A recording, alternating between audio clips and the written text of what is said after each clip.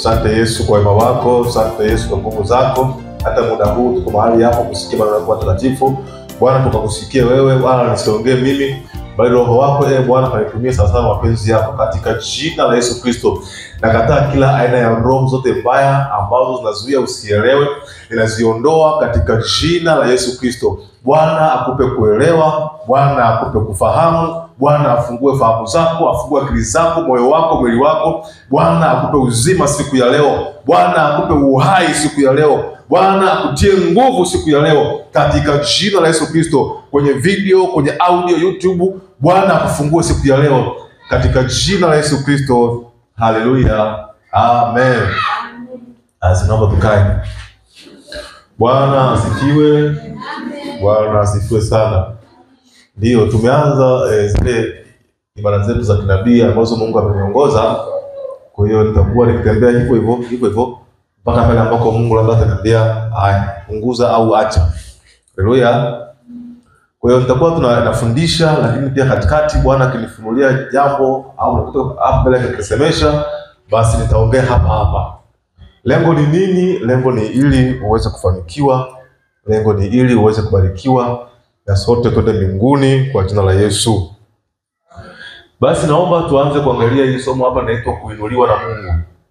Kuinuliwa na Mungu. Kuinuliwa na Mungu. Mungu anatuinuaje? Naomba kila mmoja unisikilize kwa makini, usisinzie, usilale.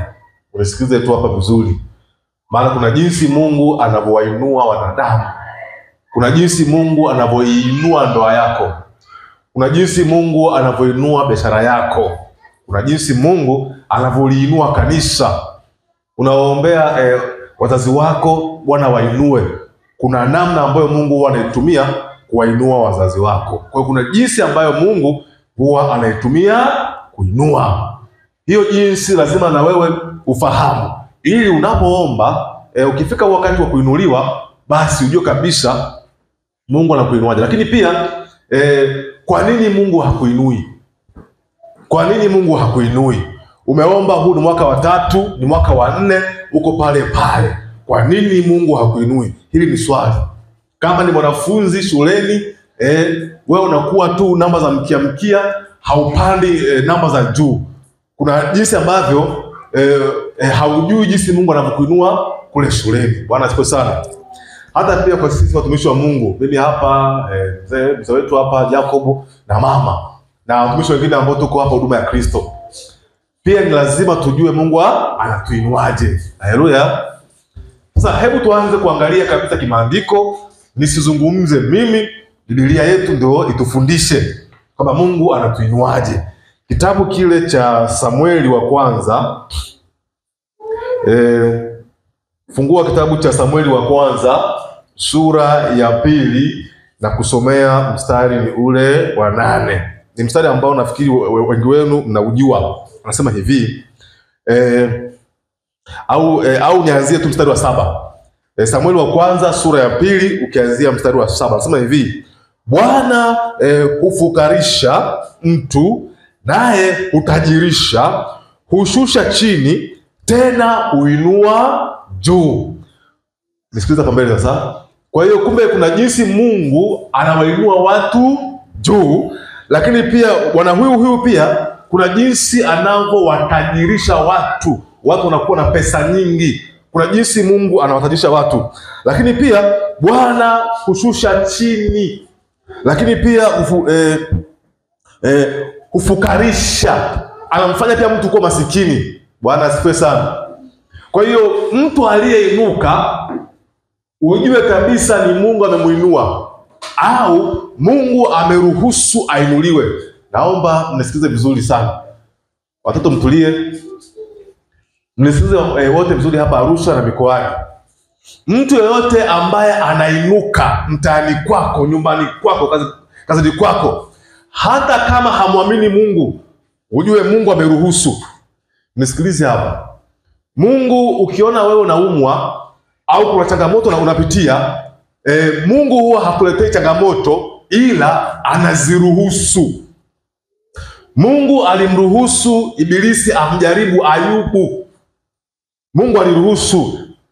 Lakini pia Mungu alimuinua nyoka wa shaba kwa mkono wa Musa. Kwa hiyo Mungu yeye ndio anayeinua, ndio anayeshusha, ndio anayemfanya mtu kuwa masikini, lakini pia kuwa na nini?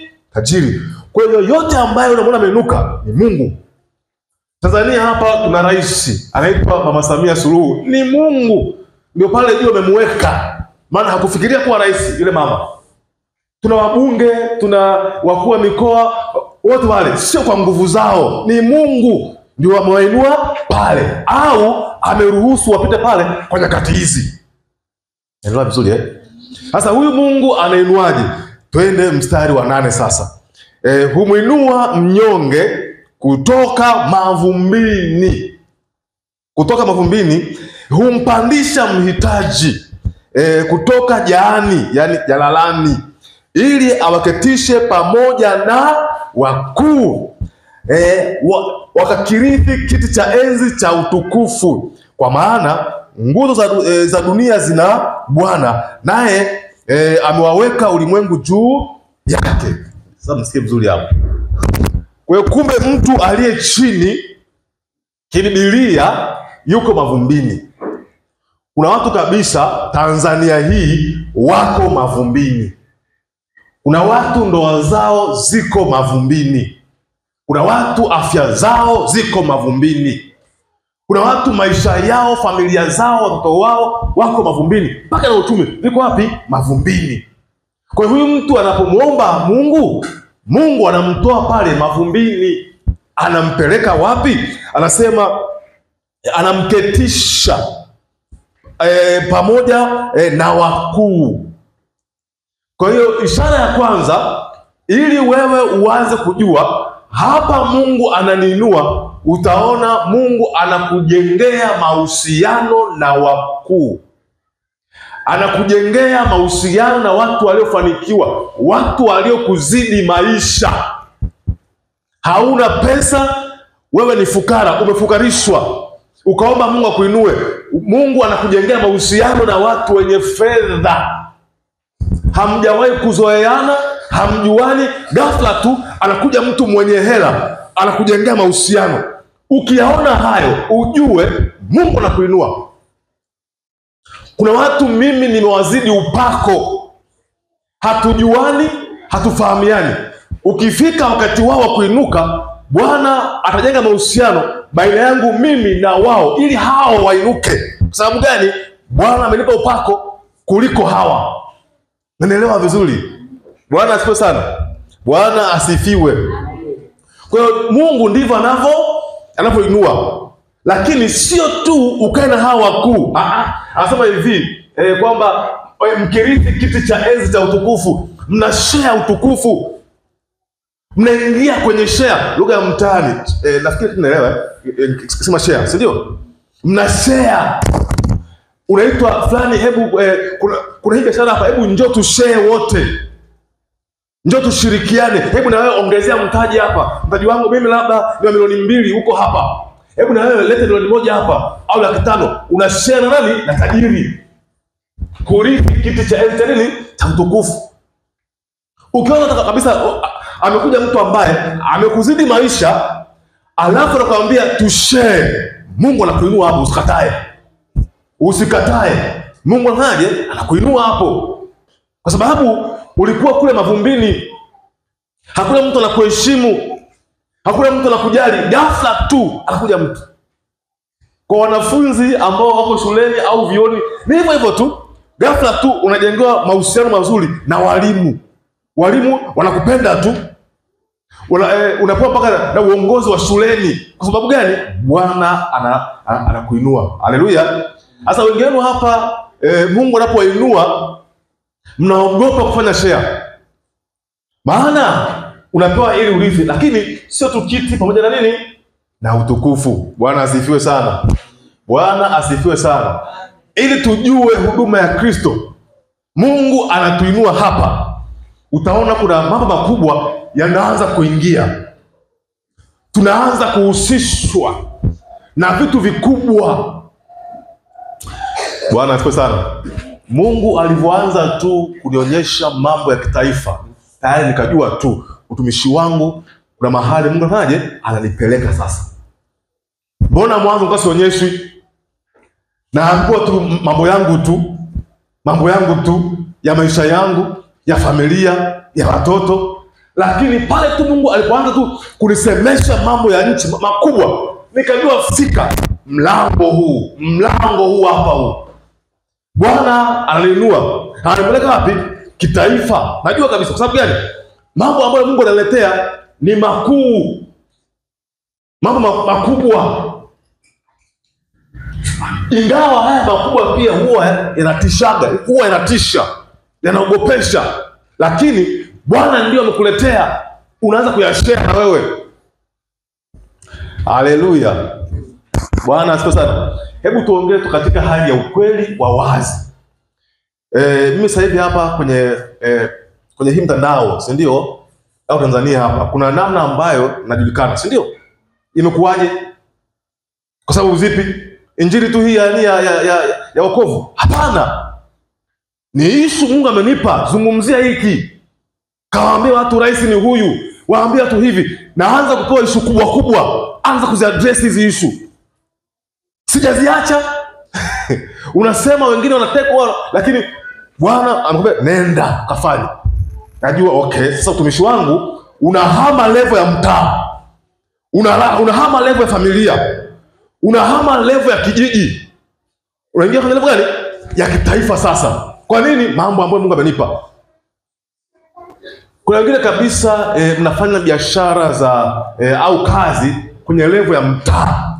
Ili Bwana akuinue kabisa, utaona unaanza kupewa idea ambazo zinaingia katika kitaifa kwa ukubwa ule. Usiogope, ingia. Bwana asifiwe sana. Bwana Yesu asifiwe. Haleluya. Hakuna mtu ambaye anaomba alafu Mungu asimuinue. Kuna jinsi Mungu anavyo. Sasa hebu tuangalie huyu mtu aliyeomba, Mungu anamuinuaje sasa? Kweli ameomba, wakuu wanakuja. Hawa wakuu wakisha kuja, wao ndio watakuinua. Hawa wakuu wakija kwako wanaangalia nini? Hapa naomba kila mtu unisikilize kwenye video huku kwenye YouTube na kwenye audio. Kabisa umeomba vizuri tu, Mungu labda hata akuinue kiafya au kiuchumi, kwa njia yote ile. Huyo anayekuja kukuinua ambaye ni mkuu anaangalia nini? Hebu tufungue kitabu kile cha Mwanzo. Tuanze na Mwanzo sura ya 41. Mwanzo 41 mstari wa 32. Anasema hivi: na ndoto ya Farao kwa vile ilivyokuja mara mbili, ni kwa sababu neno hilo Mungu amelithibitisha, na Mungu atalimaliza upesi. Mstari wa 33. Basi Farao na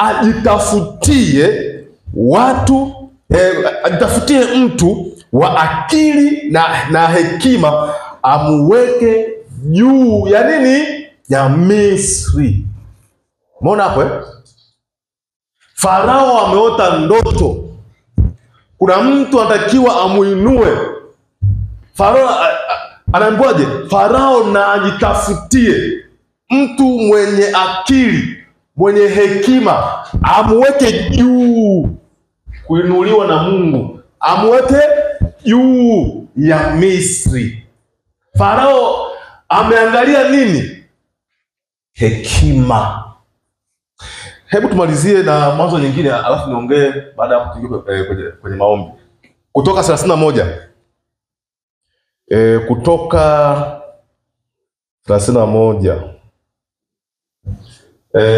Mstari wa kwanza hadi wa 3. Anasema hivi: Bwana akanena na Musa na kumwambia, angalia, nimemuita kwa jina lake Bezaleli mwana wa Uri, mwana wa Huru, wa kabila la Yuda.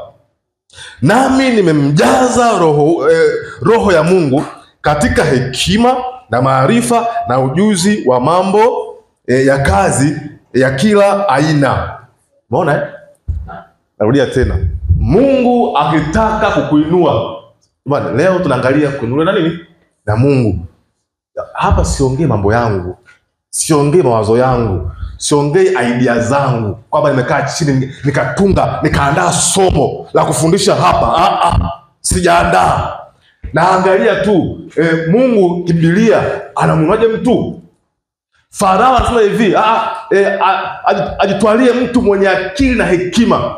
Sikiliza, kinachokuinua wewe uende juu ni kiwango cha hekima ambazo uko nazo. Kinachokuinua wewe ni hekima. Ukiwa hauna hekima utapoteza kila kitu. Ukiwa hauna hekima mpaka ndoa utaipoteza. Maana Mungu akileta hawa wakuu wakija hawaangalii zawadi uliokuwa nayo, hawaangalii uwezo wako, wanaangalia kiwango cha hekima ambacho unacho. Ni kweli kabisa una mahitaji yako, labda unaumwa au una shida yote ile, ukaomba Mungu akusaidie. Bwana kweli akamleta mtu, kwa sababu tu hauna hekima, huyo mtu akija akiangalia anaondoka. Kwa nini? Unavyoongea na huyu mkuu hautumii hekima, anaondoka.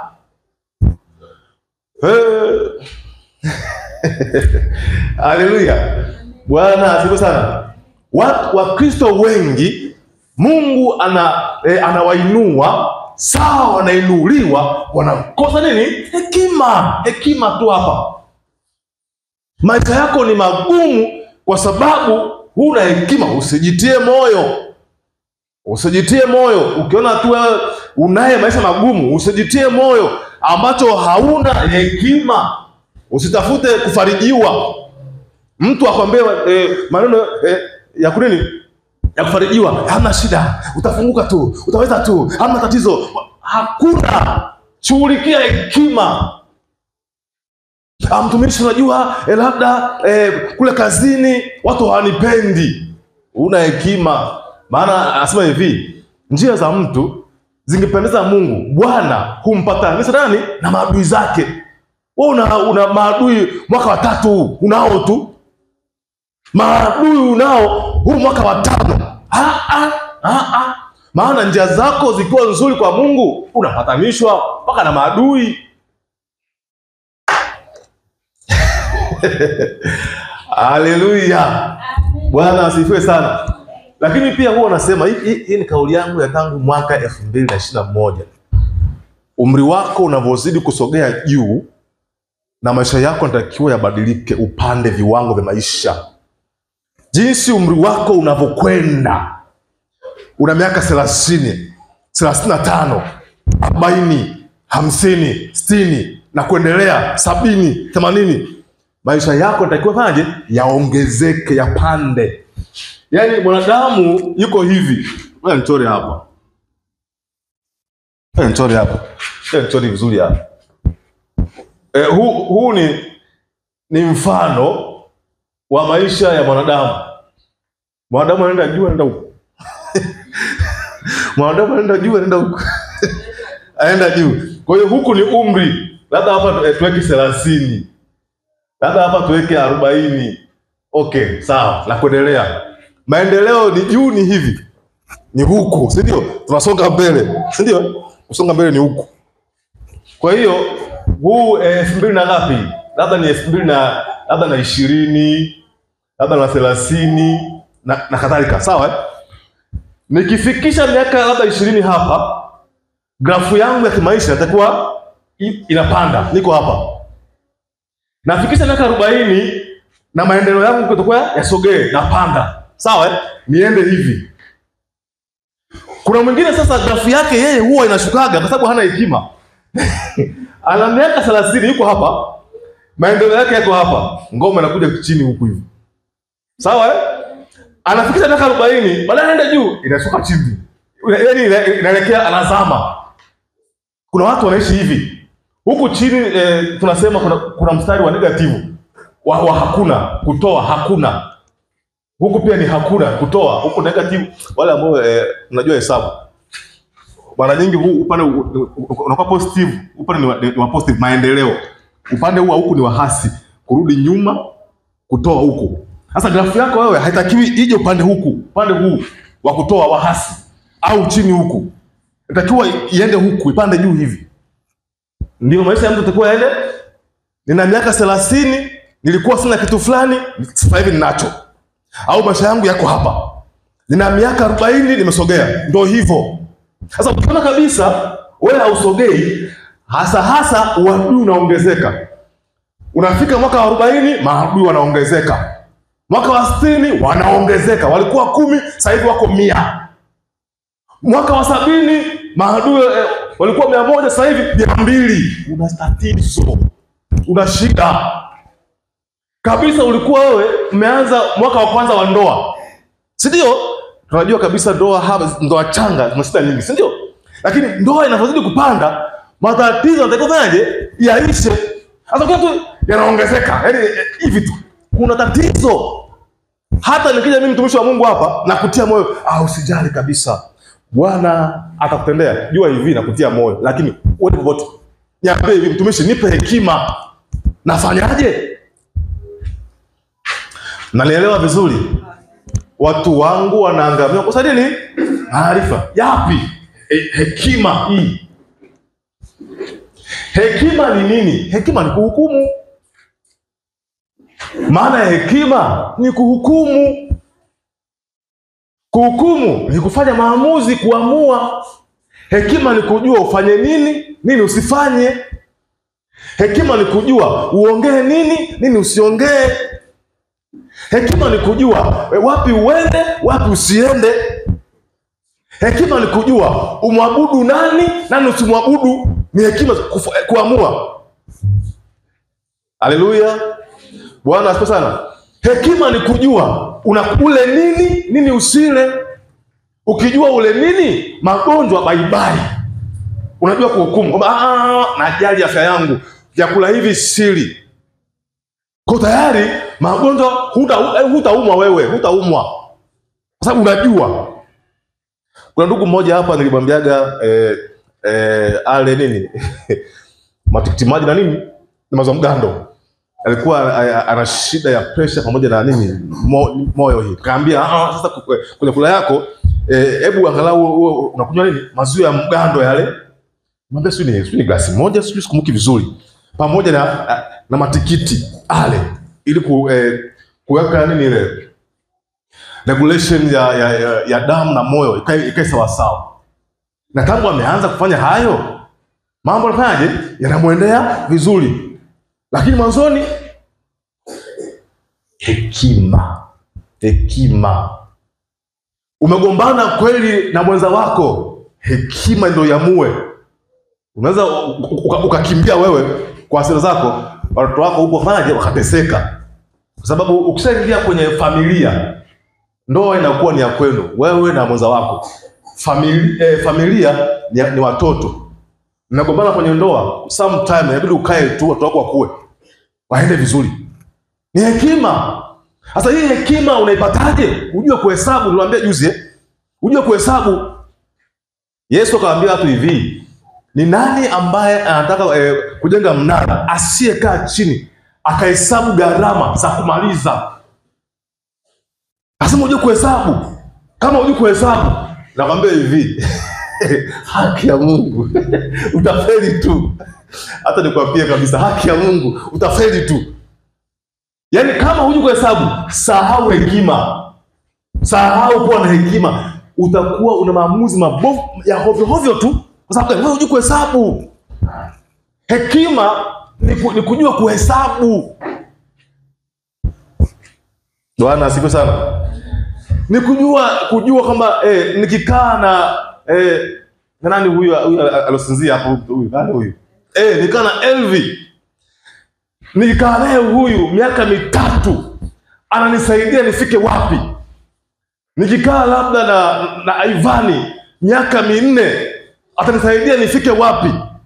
Labda nikaa na Ivani mtundu sana, nikaa naye huyu tutajikwakwa kila saa.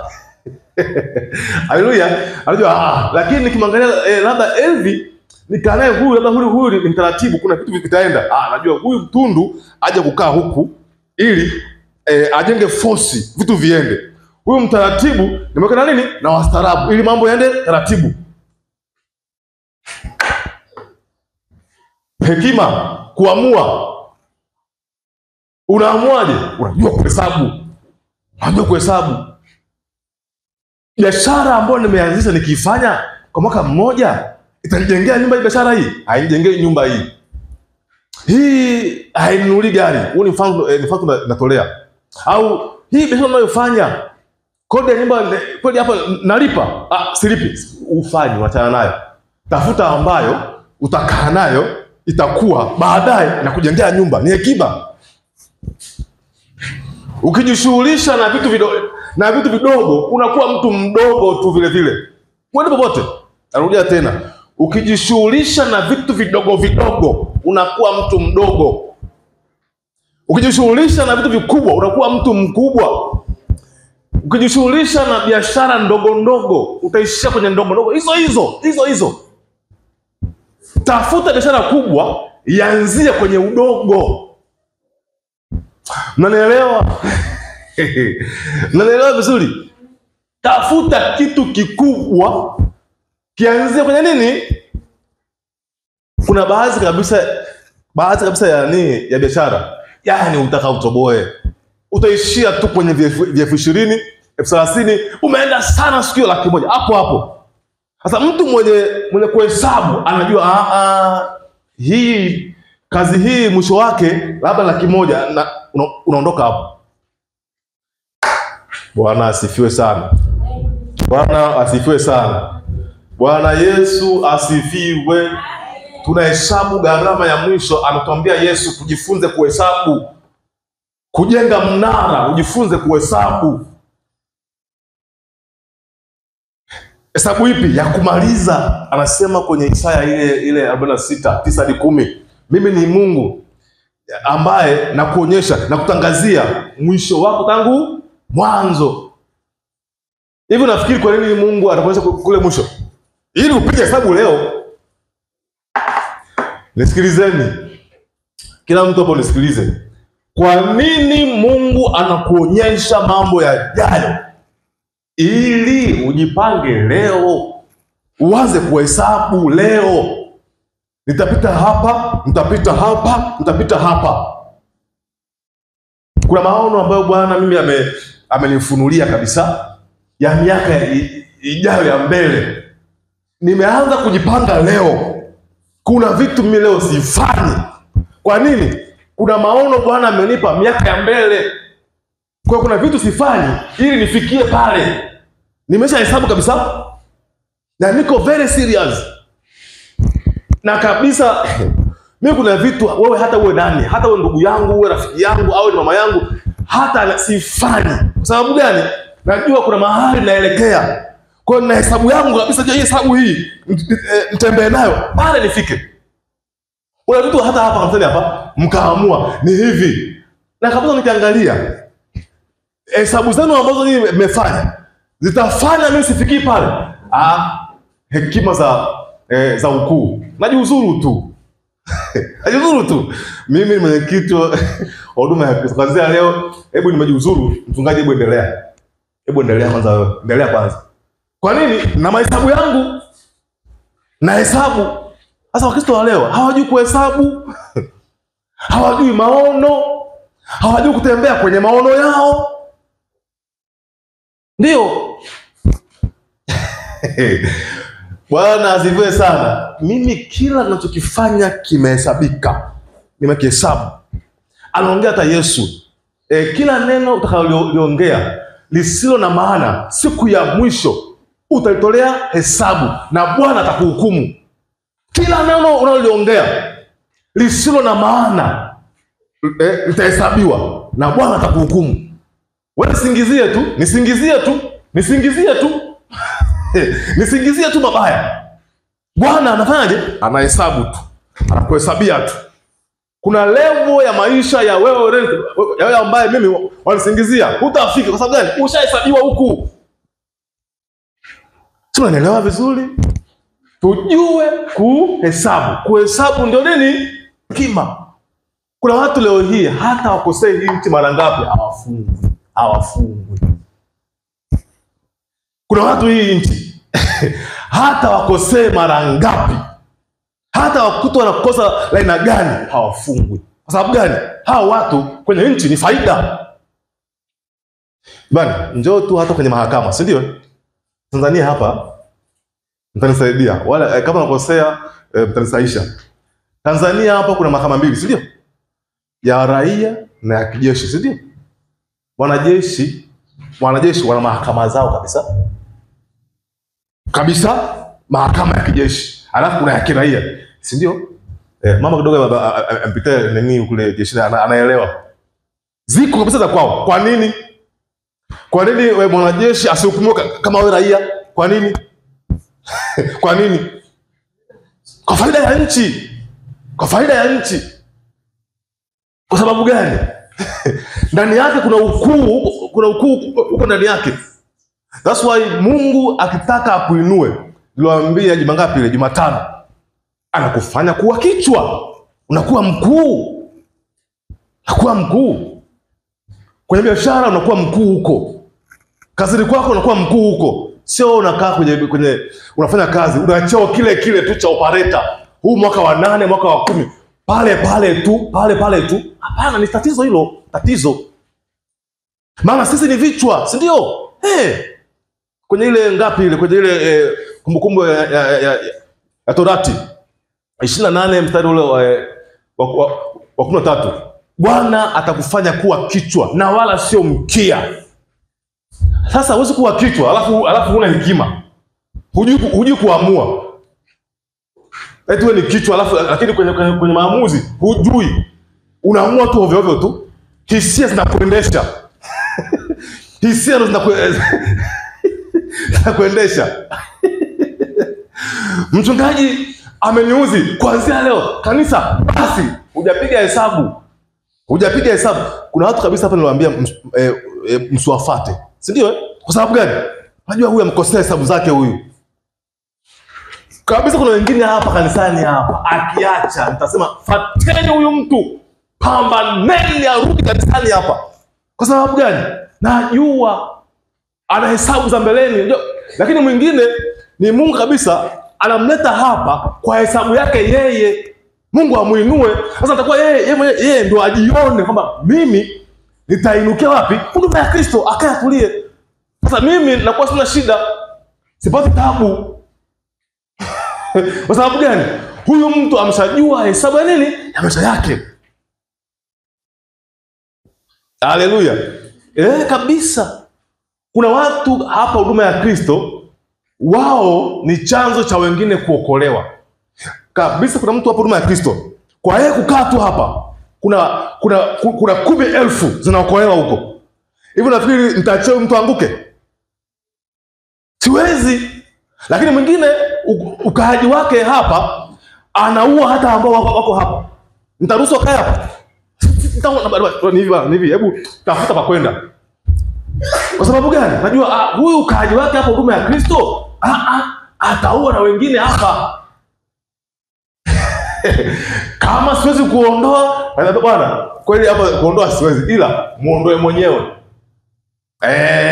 Naelewa vizuri Ndio maana hapa huduma ya Kristo sio kila watu mikoani huko, siruhusu kila mtu aje hapa. Kwa sababu gani? Na hesabu zipi? Najua huduma ya Kristo ni huduma ya kifalme, sio ya ukuhani. Kwamba kila mtu ataingia tu, ameingia tu.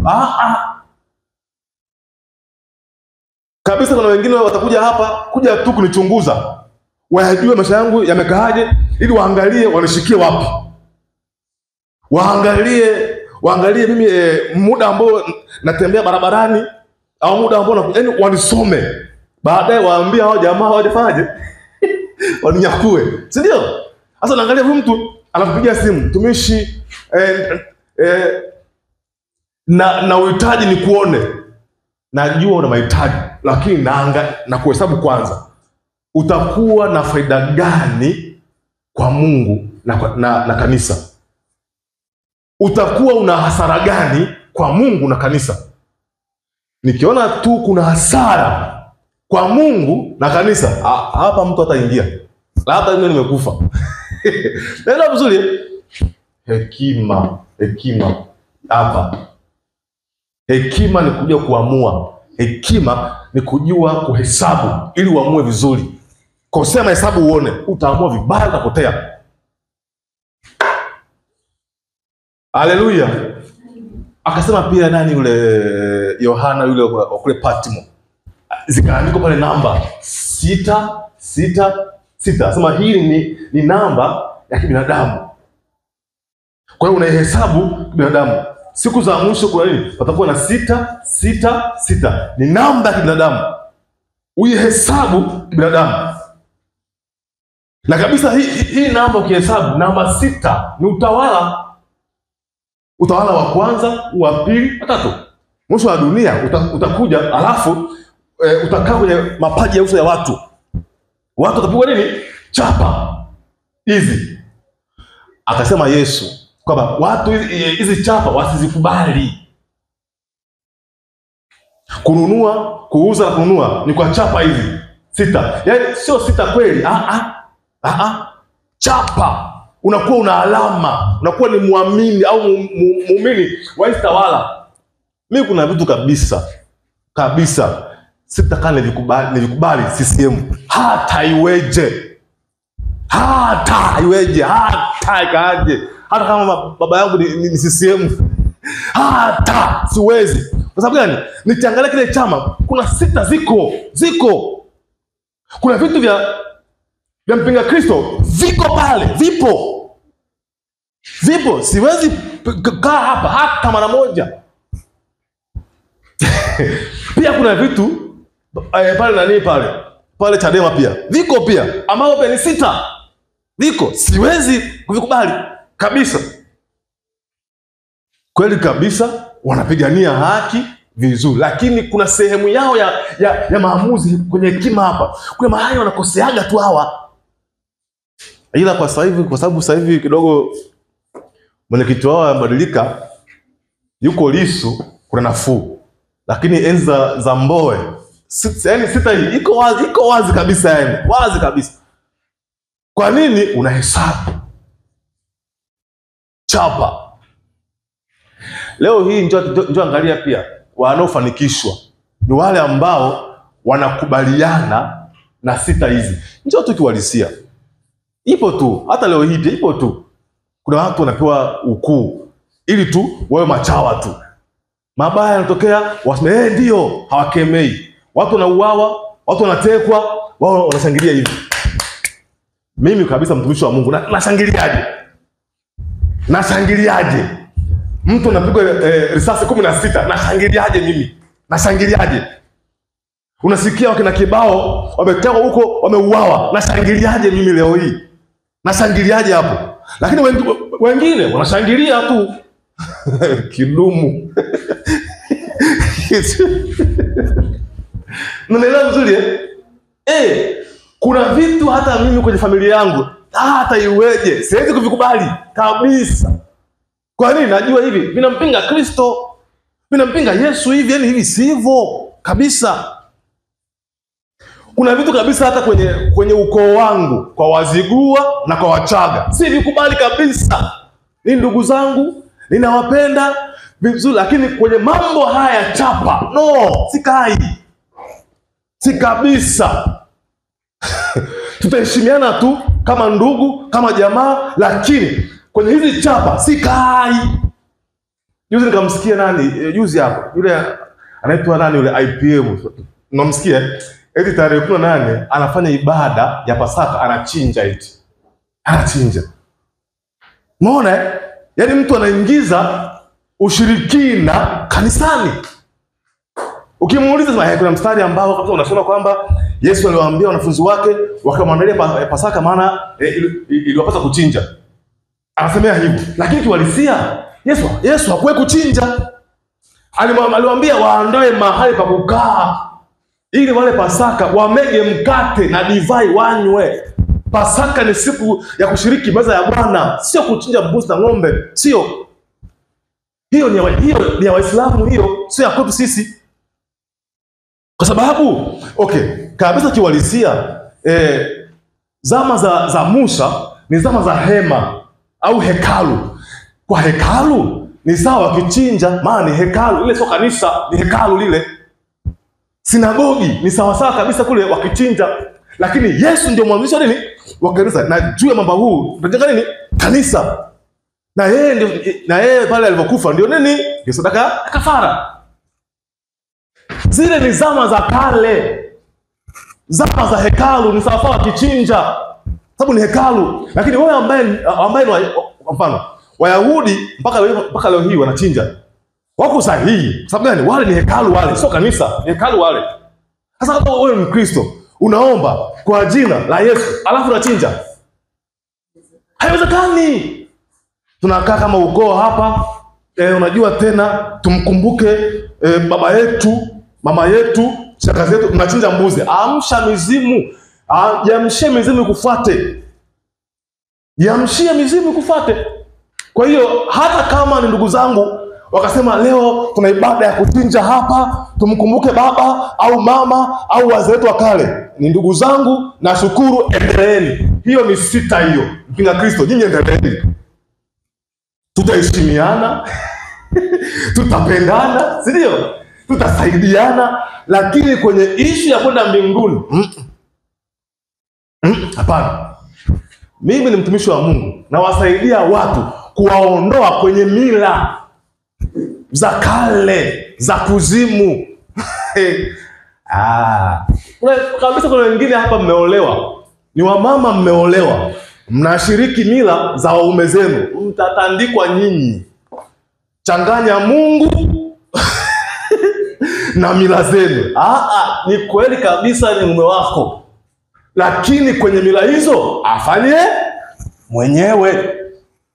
Unajua tena mimi tena ni mke wake, unajua itakuwaje? Umeolewa ya nini? Umeolewa ya nini? Maana mtu toka uolewe na mnafanana, si ndio? Sasa umeingia nini? Unajua umri unaenda tena, inabidi tu uolewe tu. Haya, kashike mafiga.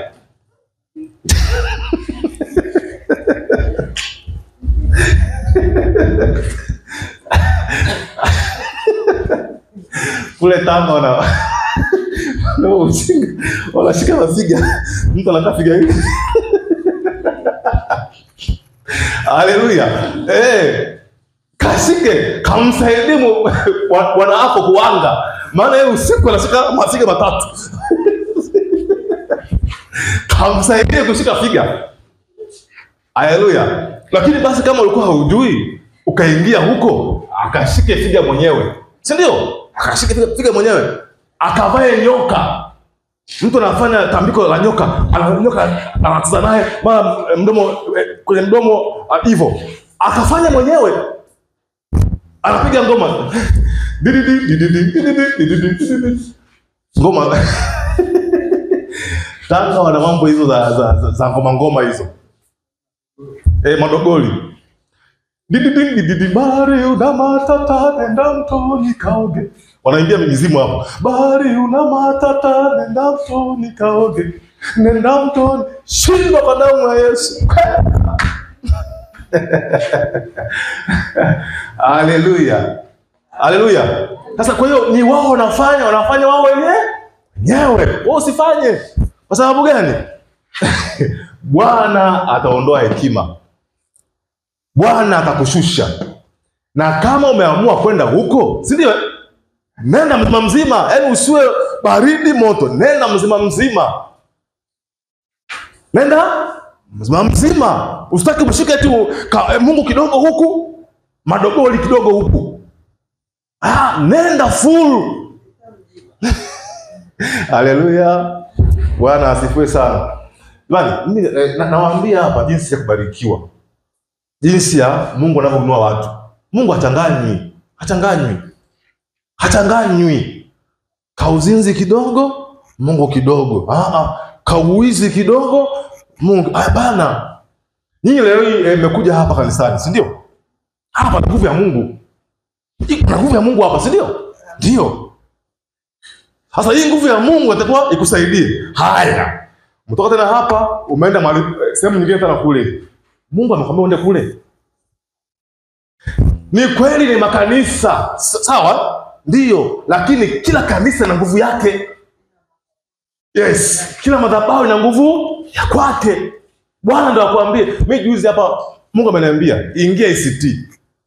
Si ndio? Ni Bwana ameniambia, sio akili zangu, sio akili yangu.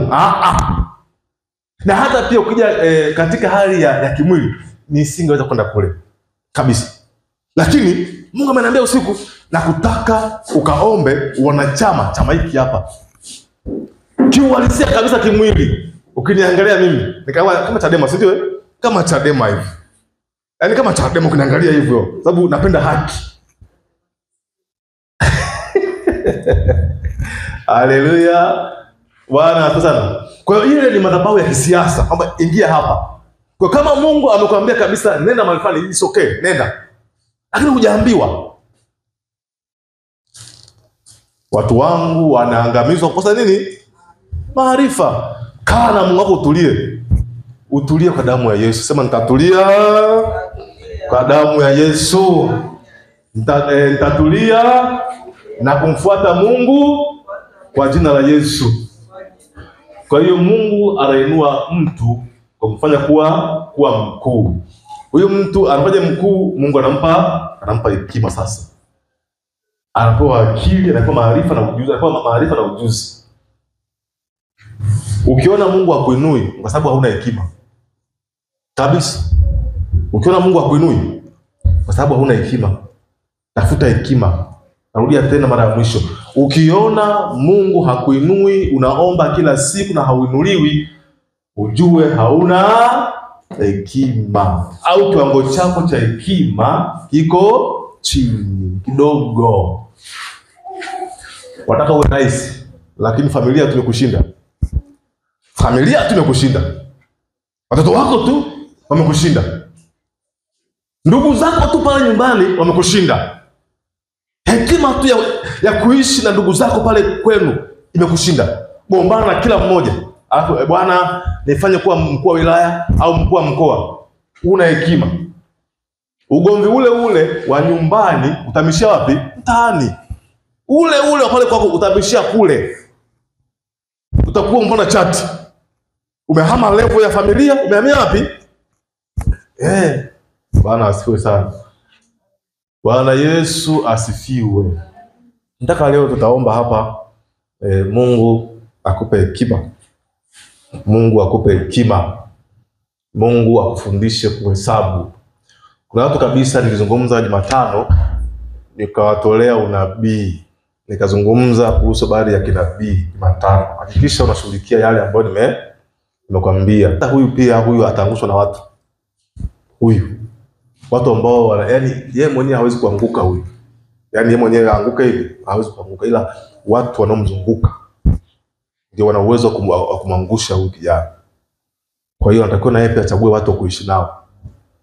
Achague watu wa kushirikiana nao. Otherwise anaanguka huyu. Bwana asifiwe sana. Bwana asifiwe sana. Haleluya. Kwenye kile ambacho unakisikia ndani yako, kama ni kunahitaji, hebu tuomba tu Mungu akuonekanie. Bwana akupe hiyo hekima. Bwana akupe hayo maarifa. Bwana akupe nguvu uweze kuvuka. Uende ngazi nyingine ya maisha. Upande ngazi nyingine. Si vema ukae ngazi ile ya maisha. Bwana akupe ngazi nyingine ya maisha. Sema Yesu, naomba unipe ngazi nyingine. Sema ukibanisha, ukiwa umefunga macho, usiangalie mtu. Kabisa funga macho yako tu. Sema Bwana Yesu, niko mbele zako. Ninaomba unipe ngazi nyingine ya maisha. Naomba unijalie hekima yako ndani yangu. Ninaomba unijalie maarifa yako ndani yangu. Bwana Yesu. Bwana Yesu. Naomba ngazi nyingine ya familia yangu, ya watoto wangu, ya wajukuu wangu, ya uchumi wangu, ya afya yangu. Bwana Yesu, naomba ngazi nyingine. Naomba ngazi nyingine. Hebu omba sasa, kila mmoja chukua dakika mbili za kuomba. Jiombee ngazi nyingine tu. Omba tu, funga macho yako, omba tu. Mungu akupe ngazi nyingine. Baba, katika jina la Yesu Kristo mwana wa Mungu uliye hai, Bwana Yesu, naomba ngazi nyingine katika maisha yangu. Bwana naomba ngazi nyingine katika kanisa, katika jina la Yesu Kristo mwana wa Mungu uliye hai. Bwana naomba ngazi nyingine. Ninaomba hekima yako ndani yangu sasa ikazidi kujaa, ikajae zaidi katika utumishi wangu, kwenye familia yangu. Nipe hekima zaidi ya kuongoza familia yangu, ya kuongoza kanisa, ya kuongoza nchi. Bwana nijalie hekima zaidi. Hebu omba kila mmoja. Bwana akupe hekima pia ya kuondoa kwenye madhabahu za giza. Bwana pia akupe hekima ya kujiondoa kwa watesi wako. Bwana akupe hekima ya kufanikiwa. Hebu omba. Wewe ambaye ni mwanafunzi uko chuoni, uko shule, ambia Bwana akupe hekima. Omba Mungu akupe hekima. Randa rabasika. Bwana achilia hekima yako sasa.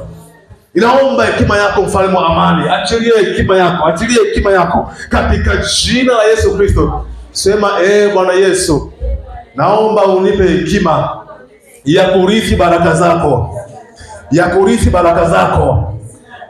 Bwana Yesu, naomba unipe hekima ya kuketi kwenye kiti cha enzi chako wewe Mungu hapa duniani.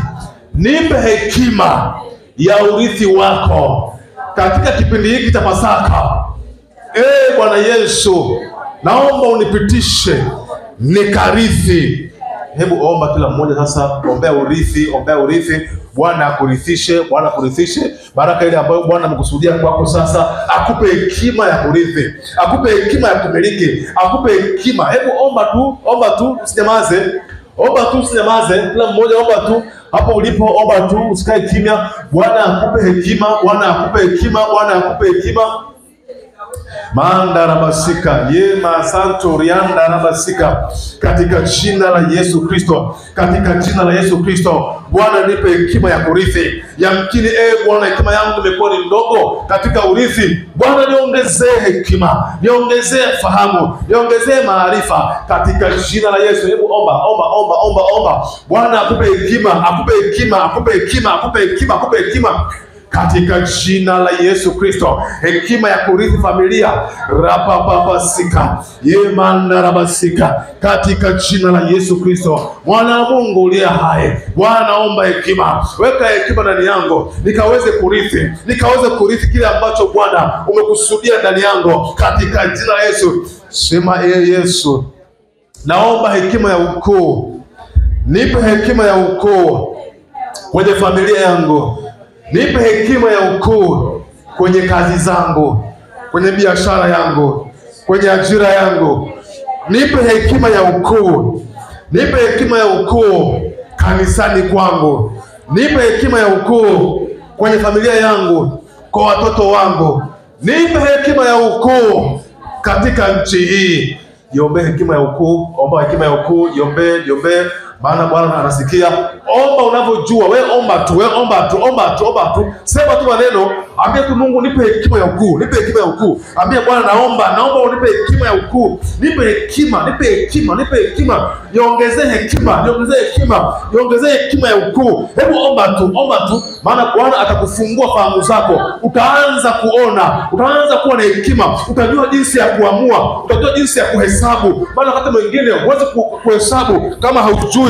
Lakini Bwana atakusaidia. Utaanza kuhesabu, utaanza kujua kuhesabu, kuondoa mikosi, kuondoa nuksi, kuondoa matatizo. Bwana atakuwezesha. Hebu omba hiyo hekima katika jina la Yesu Kristo. Bwana tupe hekima katika jina la Yesu Kristo. Amen. Sawa. Kwa hiyo tutaomba pia hapo kwa ajili ya kanisa. Kuna kijana mmoja huaga anachunga ng'ombe, akaa huku chini. Jana mmoja mrefu hivi. Jana tu ni vijana hawa wa 2000 na ngapi huko katikati. Kuna shule ambayo alikuwa anasoma, nafikiri amaliza juzi ya form 4. Kama sema kajana basi mwaka juzi. Mungu anamfanya kuwa mtumishi na kuna siku atakuja hapa. Mwisho atakuja hapa. Jana mmoja anachunga ng'ombe. Wale ambao mnafahamu hizi ng'ombe ambazo huwa zinapita hapa zinachungwa. Shemeji zangu hawa Wamasai hata mjini ng'ombe zinachungwaga tu. Haleluya. Kwa hiyo kuna kijana mmoja mrefu mweusi, msimwambie, ila tunataka tumuombee. Maana Mungu akionyesha, muona kabisa anabadilika yule kijana na atakuwa mtumishi wa Mungu hapa huduma ya Kristo. Mungu anaonyesha hapa, mrefu mweusi. Kuna siku nimemuona anavuta sigara. Yaani nikija tu ajuza kama form 4 tu juzi, lakini naona tayari ameingia mtaani na sigara anatafuta. Yaani alikuwa kama anaharibikiwa fulani hivi. Lakini Mungu akanambia, huyu nitamuinua, atakuwa mtumishi wangu na atapita hapo huduma ya Kristo, atapita hapa kwetu. Na kabisa nikaona alipokuja hapa akapewa nafasi ambayo haikumstahili. Nafikiri alipewa kwenye nafikiri watoto. Kama si watoto, ni kwenye eneo la kuimba. Kitu kama hicho. Lakini yeye hayuko huko. Yeye yupo kwenye kuhubiri, tena ni injili ile ya maendeleo. Kwa mfano labda pakiwa na mchango labda wa kuchangisha kanisa labda kwa ajili yeye ndo engo hizo. Kwa hiyo wangapi mmemfahamu? Umemjua? Wewe umemjua Zawadi lazima umjue. Haleluya. Kwa hiyo tumuombee tu huyo kijana. Wewe jua kuna kijana anachunga ng'ombe hapa mtaani. Mungu anataka kumuinua mtumishi wake. Tumuombee. Sawa sawa Lakini pia niona pia kuna mama mmoja wa Kiislamu. Sura ya picha hainijii vizuri. Yuko hapa mtaani. Yaani sura yake sijaipata vizuri. Na yeye pia anakuja hapa. Ninawaambia haya mambo ili yakija, si ndio uweze kuyashika vizuri. Nimeona mama mmoja wa Kiislamu anafunga kabisa hii. Ni mweupe. Kimwili naweza nikamhisi, lakini nisiwaambie. Kimwili naweza nikamhisi. Anakaa eneo hili, ubalozi huu wa mchungaji huu. Mama mmoja wa Kiislamu. Na yeye nimemuona na yeye tena kabisa yeye kabisa ni Muslim mzuri kabisa. Tena yule kabisa ambaye anafunga yule. Na yeye pia nimemuona anakuja hapa muda sio mrefu. Anabadilika na kuja hapa. Na yeye pia tumuombee. Wewe jua tu mama mmoja mweupe mrefu hivi. Tumuombee na yeye anakuja hapa.